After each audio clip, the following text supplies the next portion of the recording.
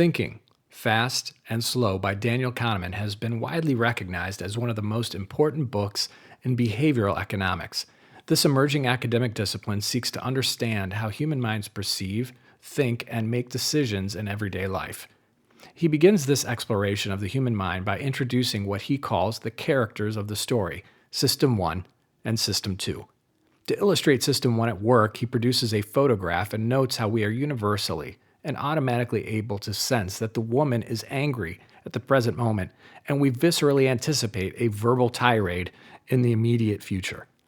We don't have to take time to analyze her face and do computations. System 1 automatically and effortlessly interprets the image for us. That's what System 1 does. It does things like detecting distances between objects and the emotion in someone's tone of voice. System 2, on the other hand, is slow and effortful. Kahneman displays a relatively simple math problem and observes that we must slow down and concentrate to find the solution.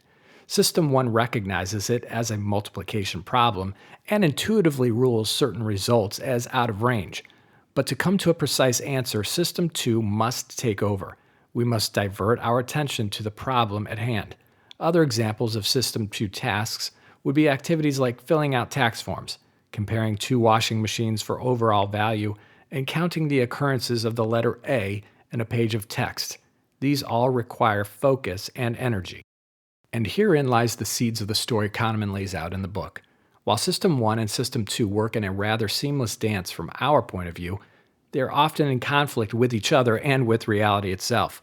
Kahneman writes, "When we think of ourselves, we identify with System 2, the conscious, reasoning self that has beliefs, makes choices, and decides what to think about and what to do. Although System 2 believes itself to be where the action is, the automatic System 1 is the hero of the book. I describe System 1 as effortlessly originating impressions and feelings that are the main sources of the explicit beliefs and deliberate choices of System 2.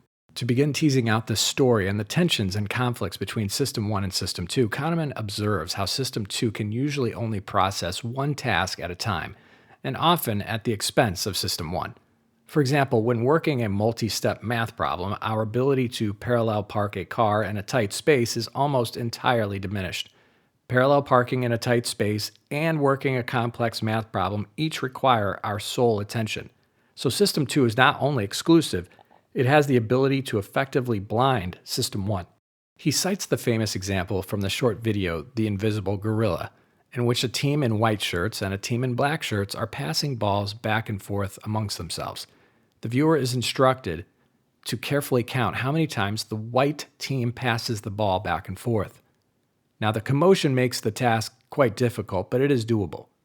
What is curious, however, is that during the short video, a person in a gorilla suit walks across the court for a full 9 seconds, and many, even most viewers who received the initial instructions about counting the passes are never aware that the gorilla was even on the court. As Kahneman points out, we are not only blind to the obvious, we are blind to our own blindness. But if System 2 is hungry for attention, System 1 is often too quick to respond or form an intuition rooted in biases that may not fit the problem. And even when System 1 is corrected, its impressions may persist.